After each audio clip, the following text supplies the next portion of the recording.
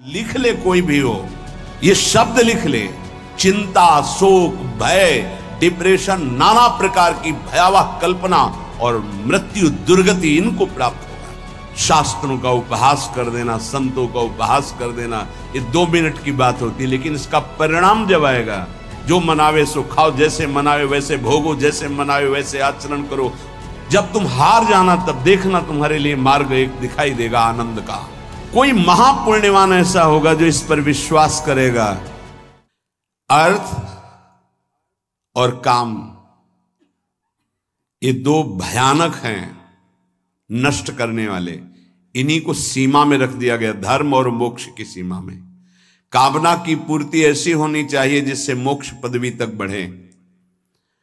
अर्थ धर्म से युक्त होकर कमाया जाए, जिससे तुम्हारी पवित्र कामनाएं होंगी। अधर्माचरण के द्वारा यदि अर्थ कमाया जाए तो अपवित्र वासनाएं, अपवित्र कामनाएं और अपवित्रता का परिचय वो शास्त्र और संत और भगवान की निंदा करेगा।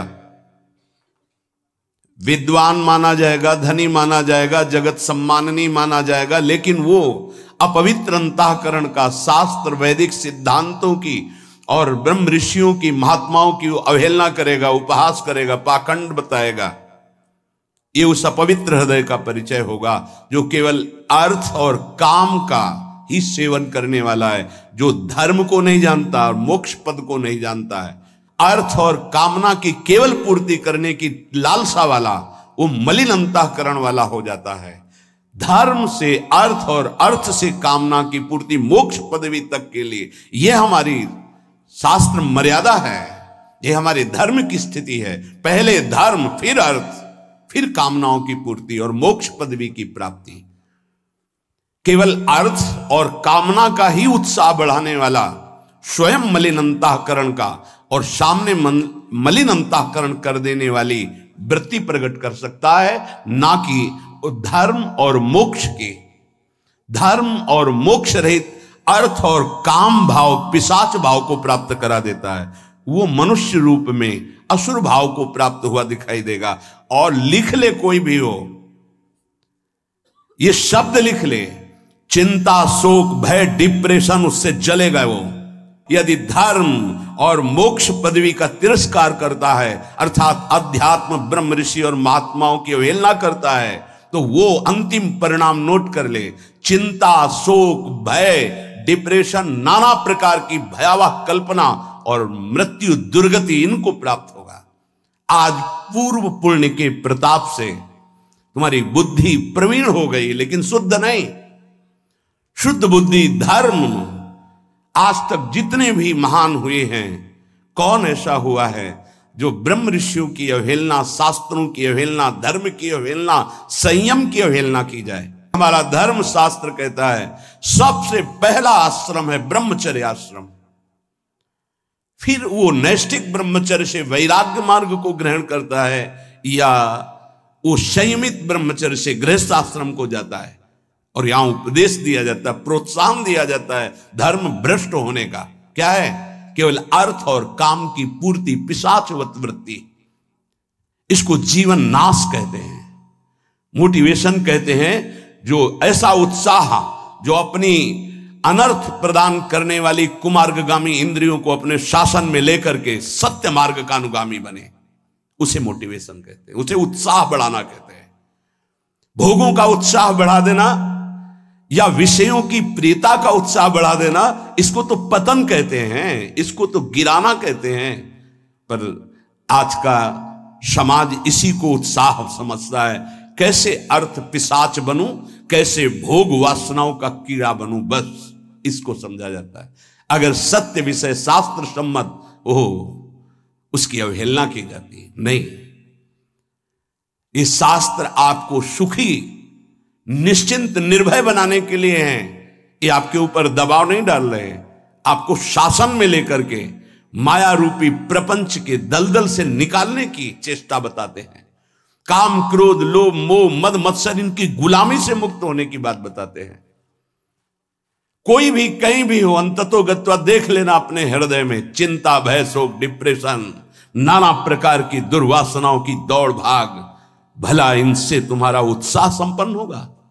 उत्साह संपन्न होता है भगवत मार्ग से। अपने कर्तव्य, चाहे विद्यार्थी हो, चाहे कृषक किसानी करते हो, व्यापारी हो, कोई भी उद्योग करते हो, अगर आप भगवान का नाम जप करते हैं और धर्म शास्त्र के अनुसार कर्तव्य का पालन करते हैं तो आप यहां भी सुखी रहेंगे और आपका अंतिम परिणाम भी मंगलमय होगा। शास्त्रों का उपहास कर देना, संतों का उपहास कर देना, ये 2 मिनट की बात होती है, लेकिन इसका परिणाम जब आएगा तो पूरे के जन्म व्यतीत हो जाते हैं। आज बुद्धि प्रवीण हुई है, पवित्र नहीं।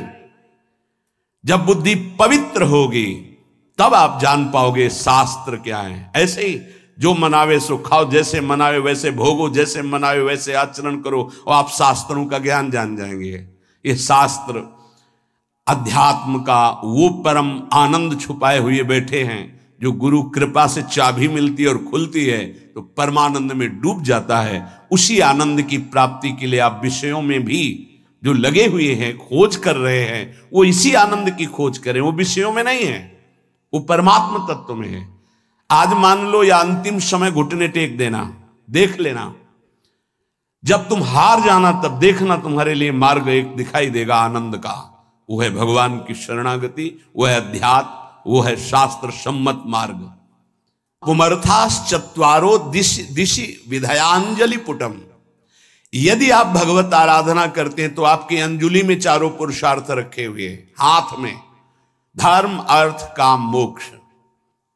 ईश्वर सबको देख रहा है, भगवान सबकी एक एक वृत्ति को जान रहा है। ये कर्म क्षेत्र जो बोओगे वही काटोगे। जब आप धर्म से चलते हो, कष्ट सहकर धर्म का पालन किया जाता है, सुखपूर्वक धर्म का पालन नहीं होता। सुखपूर्वक जो मन कहे वही कहो, वो धर्म नहीं है। जो शास्त्र कहे उसके अनुसार मन को चलाओ और मन की जलन को सो, उसे धर्म कहते हैं। जो शास्त्र विधान का पालन करता है उसे धर्मात्मा कहा जाता है। जो शास्त्र निषेध को करता है वो अधर्मी होता है, पापाचारी होता है। जो धर्म का पालन करते हैं, शास्त्र आज्ञा में चलते हैं, भगवत आज्ञा का पालन करते हैं, भजन करते हैं, उनके हाथ में 4 पुरुषार्थ रहते हैं, धर्म अर्थ काम मोक्ष। स्थिताः सेवोत्सुक्यात् भजति च विभूतिर्भगवतः।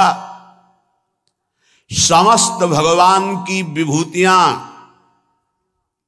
हाथ जोड़कर चारों ओर उसकी प्रतीक्षा करते हैं, आज्ञा की। किसकी?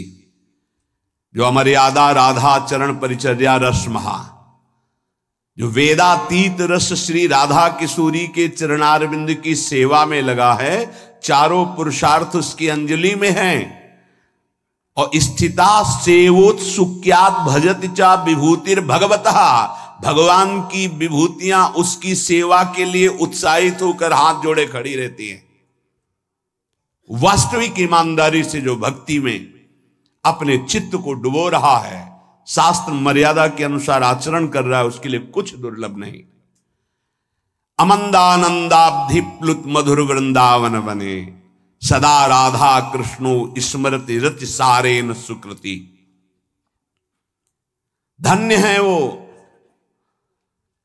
जो महा आनंद प्रदान करने वाले श्यामा श्याम की स्मृति में डूबे हुए समस्त आचरण करते हैं शास्त्र सम्मत। क्या चला जाएगा? चाहे व्यापार में हो, नौकरी में हो, पढ़ाई में हो, किसी कार्य में हो, एकाग्रता पूर्वक हम अपना कार्य भगवान की पूजा मान के कर रहे। शेष समय में श्यामा श्याम श्यामा श्याम, राधा वल्लभ राधा राधा, राधे श्याम नाम जप कर रहे हैं। उनके स्मरण में 4 पुरुषार्थ तुम्हारे हाथ में, बड़ी बड़ी विभूतियां तुम्हारी रक्षा करेंगी। जो चाहोगे वो तुम्हें प्राप्त हो जाएगा। पहले साधना करो, पापों का क्षय होने दो। नाम जप करते हैं, अपराध भी करते, पापाचरण करते, कैसे नाम प्रकाशित हो? अगर हम नामापराधों से बच करके नाम जप करें तो नाम का फल स्वयं प्रकाशित हो जाएगा। स्मरण कांचित सेवा मखिल जन संगम परिहरण, सदा राधा राधा त्यमल सुकृति कोपी जयति। वो इस माया पर विजय प्राप्त कर लेगा। स्मरण कांचित सेवा, दो बात कही, स्मरण और सेवा। विरक्त, निवृत्ति परक, भागवतिक सेवा में हर समय, गृहस्थ प्रवृत्ति परक, अपने धर्माचरण की सेवा। जो जहां तैनात है, जिस पदवी पे, जिस सेवा पे, ईमानदारी से अधर्म का त्याग करते हुए वो सेवा करता है, वो पूजा है। स्मरण, पर साथ में स्मरण प्रभु का होना चाहिए। जैसे अर्जुन जी को युद्ध के लिए आदेश करते हैं, मामन स्मर युद्ध च, मेरा स्मरण और युद्ध। यहां कहते स्मरण कांचित सेवा, दो बात कही। यदि ये दो बातें जीवन में हैं तो उपासना का बहुत ऊंचा पद आपको प्राप्त हो जाएगा। जैसे दो पंखों से पक्षी ऊंचाई पर चढ़ता है, ऐसे सेवा और सुमिरन ये दो पंखे साधक के हैं जिनसे वो अध्यात्म की ऊंचाई ग्रहण करता है। जनसंगम परिहरन, बहुत वार्ता करने वाले, बहुत विषयी पुरुष, संसारिकता का सत्य भाव रखने वालों का संग त्याग देना चाहिए। जनसंगम परिहरन, अगर जनता जो भगवत विमुख आचरण करने वाली, उनके संग का त्याग कर दिया जाए, स्मरण और सेवा अपना जीवन बना लिया जाए, और सदा राधा राधा त्यमलम, अमलम, ये निर्विकार कर देगा आपको। राधा राधा राधा, सुकृति कोपी, कोई महापुण्यवान ऐसा होगा जो इस पर विश्वास करेगा। पराविद्या, राधा राधा, हरि के हृदय का प्रेम मूर्तिमान जब स्वरूप धारण किया, तब राधा किशोरी, राधा किशोरी अद्वितीय प्रेम रस है। आगे उपासना में जब उपासक की वृत्ति डूबती, तब पता चलता है। बाहर से तो बड़े बड़े इस रस से अनविज्ञ हैं, जो सब रस के ज्ञाता हैं वो इस रस से अनविज्ञ है। संभाव्योपि विरंच नारद शिव स्वयं भुआद्य, ब्रह्मा जी से बढ़कर कोई ऋषि है, कोई मुनि है, कोई चमत्कारिक है, उनसे बड़ा कौन चमत्कारिक? भगवान शंकर से बढ़कर कोई त्यागी, बैरागी, ज्ञानी, बोध संपन्न, महाभागवत कोई दूसरा नहीं, अद्वितीय है ये सब।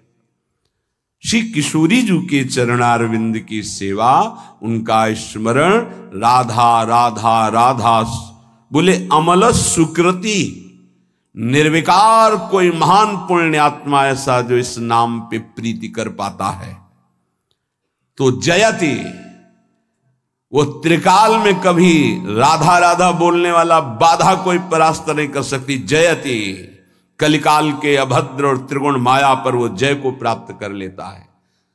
शुभ अशुभ दुर्ग विध्वंस बल तब जयति जयति जग उच्चरे, वो जय को प्राप्त हो जाता है।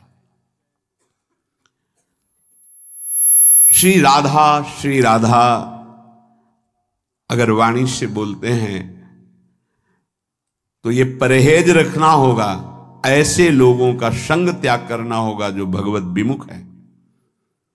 महापुरुषों ने कहा कि एक बार सिंह का आलिंगन कर लेना वो ठीक है, लेकिन भगवत विमुख पुरुष का नहीं, क्योंकि वो एक शरीर नष्ट करेगा, वो सैकड़ों जन्मों के लिए वासनाएं हमारे जीवन में जागृत कर देगा, ऐसी वासनाएं जो हमारी दुर्गति करा देंगी।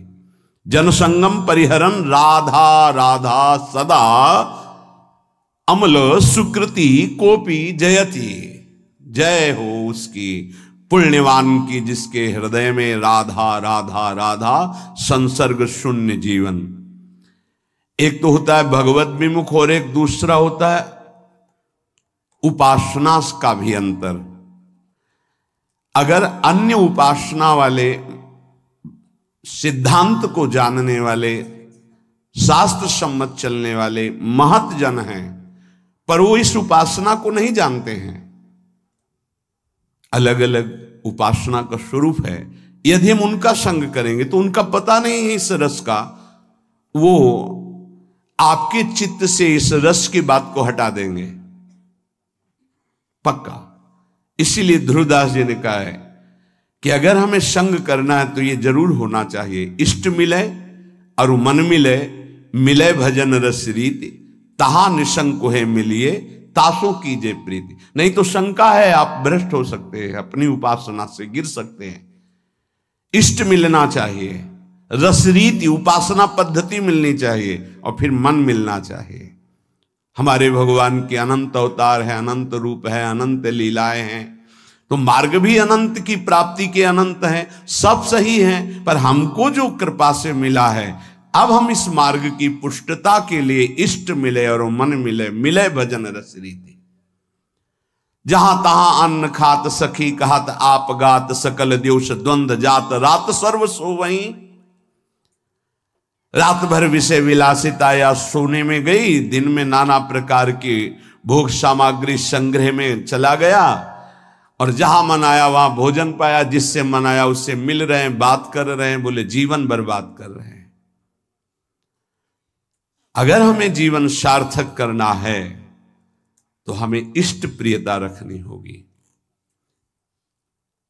हमें श्री जी का प्रसाद पाना होगा, श्री जी की प्रसादी वस्त्र धारण करने होंगे। अर्पित मात्र करने से हमारी भावना पावन होने लगेगी।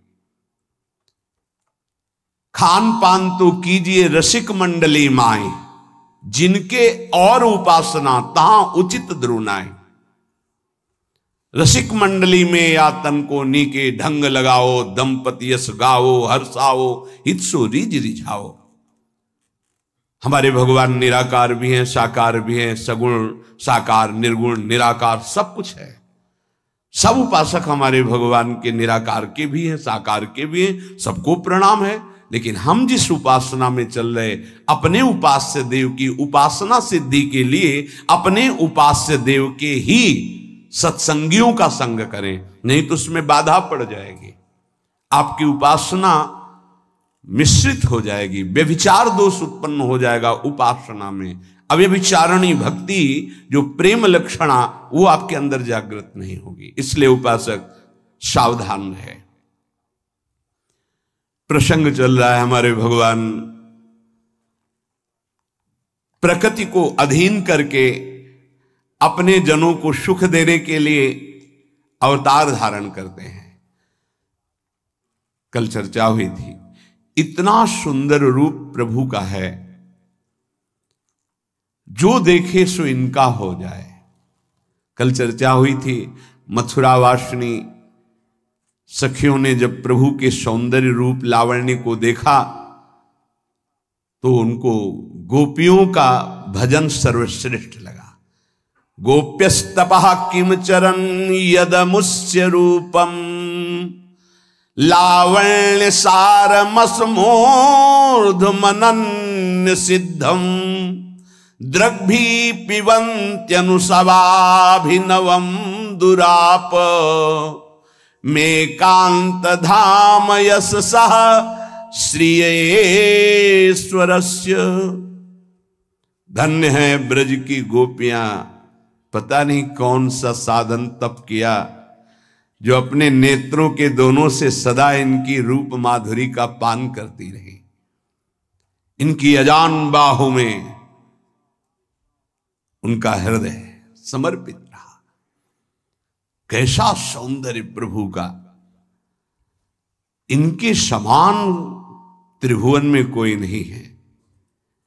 सखी, ये कोई सजाने संवारने या गहने कपड़े आभूषणों से नहीं है, ये तो स्वयं सिद्ध रूप है इनका। देखते देखते तृप्ति नहीं होती, ये नित्य नवीन परमानंद की बाढ़ ला रहा है हृदय में रूप। निरीक्षता उत्तम पुरुषौ जना, मंच स्थिता नागर राष्ट्र का नृप, प्रहर्ष वेगोत्कलिते क्षणाननाः, पपूर्ण तृप्ता नयनैस्तदाननम्,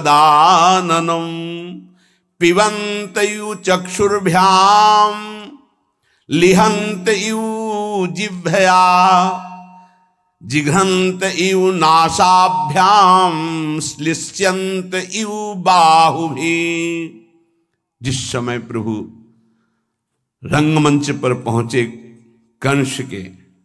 तो जितने वहां बैठे हुए थे राष्ट्र के जन समुदाय, सब प्रभु श्री कृष्णचंद्र जी बलराम जी को देखकर अखंड प्रसन्नता को प्राप्त हो रही है। ब्रह्म साक्षात्कार के बाद ही प्राप्त होती है ब्रह्मभूता प्रसन्नात्मा। जितने बैठे थे सब भगवत प्रसन्नता को प्राप्त हो रहे। सबके नेत्रों से अश्रु प्रवाह आने लगा, मुख कमल खिल गया, सबका उत्कंठा से गला अवरुद्ध हो रहा है, सबके रोमांच हो रहे हैं। क्यों? क्योंकि नेत्रों के द्वारा श्री कृष्ण की मुख माधुरी का पान कर रहे हैं। ऐसा दिखाई दे रहा है, श्री सुखदेव जी कह रहे हैं, परीक्षित मानो वे उन्हें नेत्रों से पी रहे हैं, जिह्वा से चाट रहे हैं। पिबंत इव चक्षुर्भ्याम लिहंत इव जिह्वया जिघ्रंत इव नासाभ्याम। मानो वो नेत्रों से पी रहे हैं, जिह्वा से चाट रहे हैं, नासिका से सूंघ रहे हैं और भुजाओं से आलिंगन कर रहे हैं। ऐसा सबको सुख प्राप्त हो रहा है।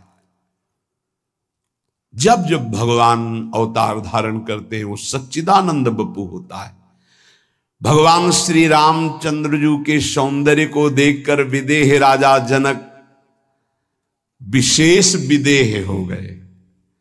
मूरति मधुर मनोहर देखी, भयउ विदेहु विदेहु विसेखी।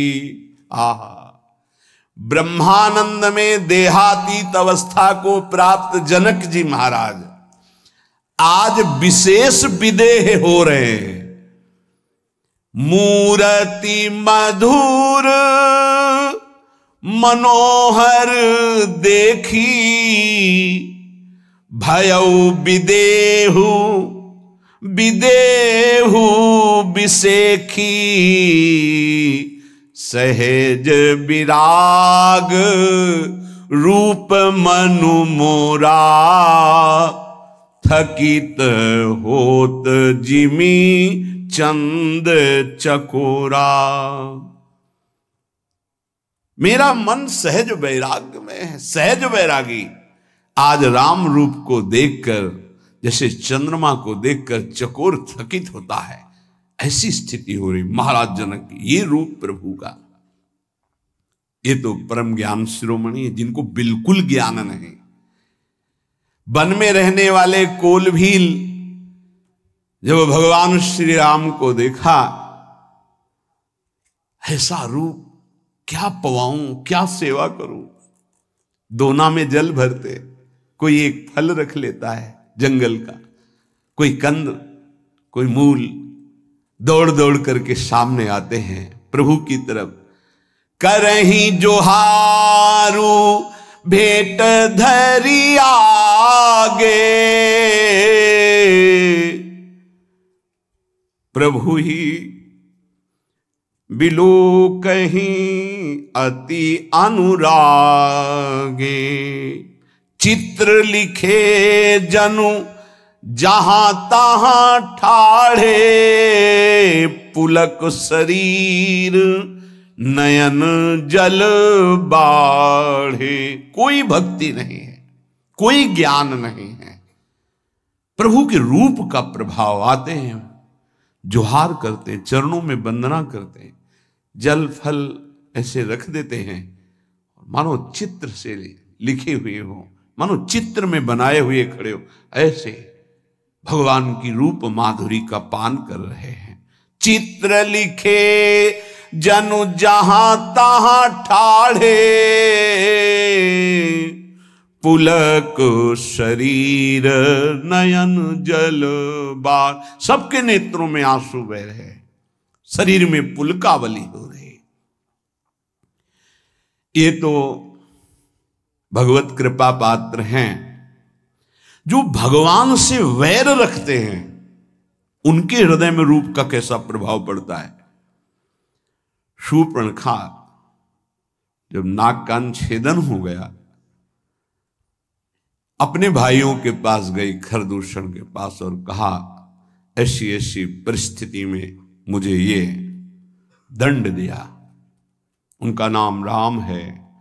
वो बहुत गर्व कर रहे हैं, उनके पास एक सुंदरी स्त्री है, इसी कारण मेरे को नाक कान विहीन कर दिया। उनका ऐसा कौन है जो मेरे से भयभीत ना होता हो, क्योंकि खरदूषण रावण के समान बलशाली। रावण ने स्वयं जब सुना कि खरदूषण मारे गए तो कहता, खरदूषण मो सम बलवंता, मार सके को बिनु भगवंता। वो तो मेरे समान बलशाली, उनको भगवान के सिवा कोई मार ही नहीं सकता। ये जब गए भगवान से युद्ध करने के लिए खरदूषण, तो देखा जानकी जी को तो लक्ष्मण जी ने गुप्त स्थान पे कर दिया था, राम जी महाराज विराजमान थे। देखते ही भूल गए कि मैं उनको देख रहा हूं जिन्होंने हमारे बहन के नाक कान काटे हैं। ऐसा लगा ये बहुत सुंदर है, देखने योग्य है। आपस में बात करते हैं कि भाई देख लो हर नेत्र, नाग असुर सुर नर मुनि जेते, देखे जीते हते हम केते। जितना भी संसार में सुंदर देखा, गंधर्व नाग असुर किन्नर सब, कोई ऐसा नहीं जिनको भुजाओं के बल से जीता ना हो, मारा ना हो। इनका रूप पता नहीं क्या हो रहा है मुझे। खरदूषण कह रहे मुझे गुस्सा नहीं आ रही कि इनको मारूं। हम भरी जन्म सुनहु सब भाई, देखी नहीं असी सुंदर ताई। हम सच्ची बात कहते भाइयों, जन्म भर में ऐसा कोई सुंदर नहीं देखे, बड़े सुंदर है। जो भगवान से वैर करने आए वो भगवान के रूप की प्रशंसा कर रहे हैं। इन सबको परम पद मिला जो मुनियों द्वारा वांछित है। तात्पर्य, जब भगवान अवतार लेते हैं तो दिव्य सच्चिदानंद बपु होता है, वो आत्मस्वरूप बपु होता है। प्रेमी, विरक्त, ज्ञानी, मूर्ख, बैरी, असुर, राक्षस, सबका परम उद्धार करने वाला तनु होता है भगवान का। सबको आकृष्ट करके परम पद में आरूढ़ कर देना। संभवात्म माया, जो भगवान से विमुख करने वाली माया है वो त्रिगुणात्मिका है।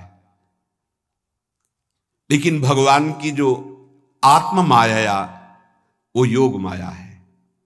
परम दिव्य सच्चिदानंदमय भगवान की सच्चिदानंदमय शक्ति है।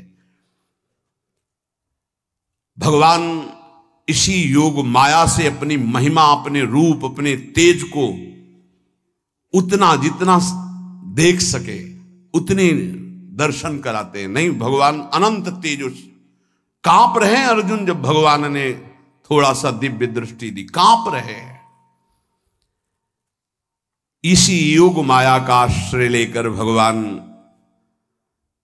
ब्रज में रासलीला प्रकाशित की। भगवान पिता रात्रि शरदोत्फुल्ल मल्लिका, वीक्षरंतुम मनश्चक्रे योग माया मुपाश्रितः।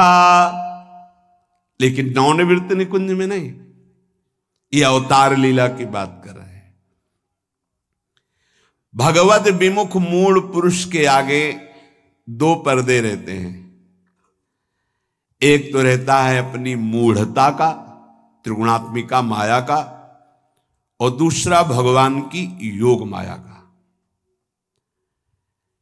अपनी मूढ़ता रहने के कारण वो भगवान को भगवान मानने के लिए तैयार नहीं। एक ने प्रश्न किया एकांतिक में, भगवान का अस्तित्व क्या है?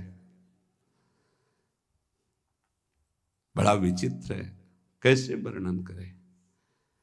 जिसका इतना मलिन अंतःकरण है कि भगवान के अस्तित्व पर प्रश्न कर रहा है, उसको कैसे उत्तर दे? क्योंकि ये मार्ग तो प्रारंभ ही होता है साष्टांग दंडवत प्रणिपातेन और श्रद्धा विश्वास प्रश्नया। उसको भगवान के अस्तित्व का भी संशयात्मक भाव है। कैसे? अब कोई यहां तर्क करने आवे तो तर्क के लिए थोड़ी गुंजाइश है। यहां तर्क के लिए कोई साधु महात्मा थोड़ी अपना समय दे रहा है कि वो दिग्विजयी होने के लिए कोई प्रकांड विद्वता का झंडा गाड़ने के लिए बैठा हो। अरे वो अपने आराधक भाव से आराध्य देव में सदैव डूबा हुआ है, कृपा करके तुम्हारे को समाधान देने के लिए अवसर दे रहा है, ना कि किसी वस्तु व्यक्ति यश कीर्ति प्रणाम नमस्कार की चाह है। भगवान के अस्तित्व, कैसी मलिनता बढ़ रही नवीन अवस्था के बच्चों में, भगवान के अस्तित्व पर प्रश्न उठ रहा है। पिता का सही परिचय केवल माता बता सकती है, ना तो कोई पड़ोसी बता सकता है, ना कोई रिश्तेदार, ना कोई नातेदार, ना कोई भी, और ना तुम ही जान सकते हो तुम्हारा पिता असली में कौन, केवल मां जानती है। भगवान के अस्तित्व का परिचय प्राप्त कराने की सामर्थ्य केवल सदगुरुदेव में है, केवल भगवान में है। सोई जाने जे देव जनाई। तो सदगुरुदेव प्रदत्त नाम मंत्र उपासना में लगो, अस्तित्व का प्रश्न नहीं करना पड़ेगा, अपने आप जागृत हो जाएगा। उपासना नहीं करोगे तो ये समझ में नहीं आएगा कि भगवान है भी कि नहीं है। ये देखो, भगवत विमुख मूढ़ पुरुष को दो पर्दे टंगे हैं जिससे वो नहीं जान। एक तो अपनी मूढ़ता, जिससे वो ये समझ नहीं पाता कि भगवान है भी कि नहीं। बड़ा विचित्र है, बड़ा विचित्र समय आता चला जा रहा है, भगवान पर संशय। दूसरे इस त्रिगुणात्मिका माया की चकाचौंध, जिससे भगवान तक दृष्टि ही ना जा पाए। भगवान जब प्रकट होते हैं तो इनका समन करते हुए योग माया के द्वारा ऐसा रूप धारण करते हैं, ऐसी बात करते हैं जिससे हम समझ पावें, हम देख पावें। नहीं तो भगवान को देख पाना, उनकी सामर्थ्य को समझ पाना सामर्थ्य नहीं है।